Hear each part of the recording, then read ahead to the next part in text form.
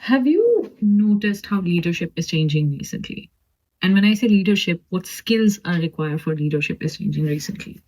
I spoke very briefly in my last video about how AI is changing the landscape, how it is everywhere. There's a lot that is changing in terms of our own jobs, of what is expected of us.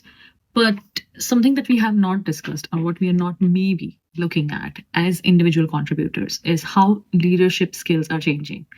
We are trying at the moment to navigate through the sea of changes where AI becomes such an important part of our job that we are actually maybe forgetting to look at how leadership, which are the soft skills that we need to learn to grow in our careers, irrespective of where we are, how that is changing. And I learned this through my own role as an IC in my recent few months after my return from the medical leave. And I want to share a little bit about that. So I was an AI reticent person. And it took me some time to get on board with AI. The first step I would say that happened obviously after I came back, it became a big part of our product. So I had to understand it, I had to learn it, I had to accept that it is a part of the product that I'm working for and that I'm working on. So if I'm going to be talking to customers, if I'm going to be in customer success, AI is going to play a very big role in the conversations that I have with them. As I mentioned, the landscape has changed. The questions that the customers are sharing and asking has changed, and that revolves a lot around AI. So obviously, that was my first cue. Second, we had our regional connect.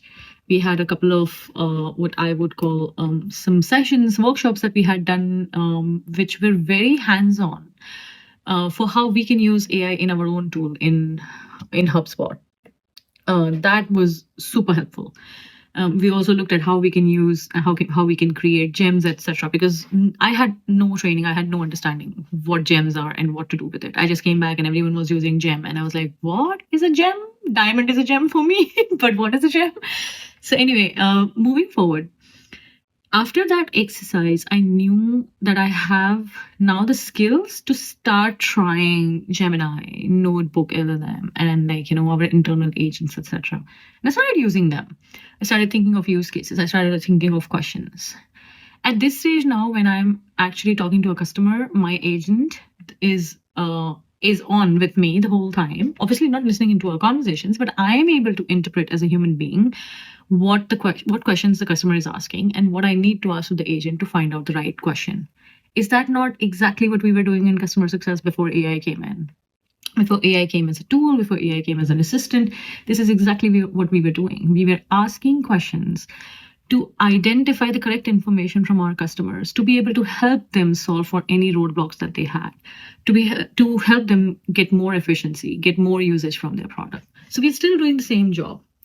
But where did leadership skill change for me, right? Like, what is a new soft skill that I learned about leadership, which I suppose I would not have learned if I was not AI reticent, is, and it's the most fundamental thing. To be honest, it is so basic and it's so fundamental to a job that it should not even be a revelation for me, but it was. It was an epiphany. Is a job is a job. So I might, as an IC, not be happy, not relate to, not personally be connected with every single change and every single growth area and every new tool and every new technology that's coming in the market. It is still a part of my job. And so one way or the other, I have to find a way to accept it. If we learn that skill as an IC, how does it help build that leadership skill? I'm sure our managers do not like on a day-to-day basis us, a team of 5, 10, 15, 20 that they are managing, coming to them with all kinds of problems. But we do go to them and they are listening to it. Maybe that is not the favorite part of their job. Maybe there are parts of a leadership role that every leader, even a CEO, especially a CEO, does not like. But they are doing it. Why? Because it is a part of the job. And I think this is the most fundamental and essential leadership skill, which nobody talks about, is how to get on with life, with doing things, with accepting changes, and with accepting things that are outside of our control. Yet we have to build an influence on that.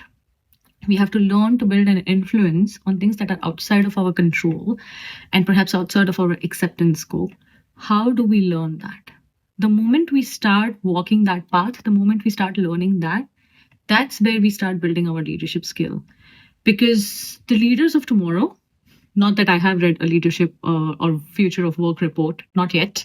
Something that I really wanted to do my PhD on a couple of years ago. But the leaders of tomorrow will need to have the ability to pivot through a time which will be changing faster than what is changing right now, and which will not only be governed or kind of like, the direction will not only come from humans, leaders sitting at the top, the C-suite, but the direction is also going to come from machine learning, from AI, from the speed at which AI is changing, from the quantum leap that AI is going to take at some stage in future, where it will start acting smarter, faster, more efficient, more strategic than what it is doing right now. Right now, it's a kid, it's a child, it's learning.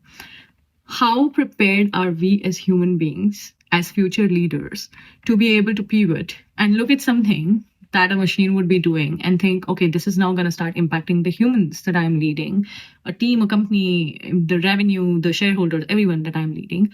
How am I going to be prepared to answer them, to coach them, and to lead them through this change by keeping, and especially keeping, my own personal sentiment or thoughts about it aside? Nobody taught me this so far in my journey in a professional world, in my career. And I've worked in all sizes of organizations, and I have worked in different roles and worked with customers in different industries. I did not know this until this wave came. I do not even know if this was such a primary requirement for being a leader in the past, because it was not this tough, but it is tough and it's getting tougher now. And how are you going to be able to communicate that? And that same leadership you can start practicing in your day-to-day job. The way you are dealing with your customers is changing, and there is no going back to the way we were talking to our customers. So how are we going to be talking to our customers today? By being the people who are leading that change for them, leading the change of AI for them, and explaining to them, coaching them, guiding them, showing them, and making them feel safe and secure and heard, and as a guide that yes, they are not going through this change of AI alone, specifically for your product. For our product HubSpot, it is a very fundamental part of our customers' tech stack. So how do we actually guide them and coach them? This is our opportunity to practice that skill, to hone it. That's how I'm seeing it now. That's how I'm practicing it. I hope this helps. Thank you for listening.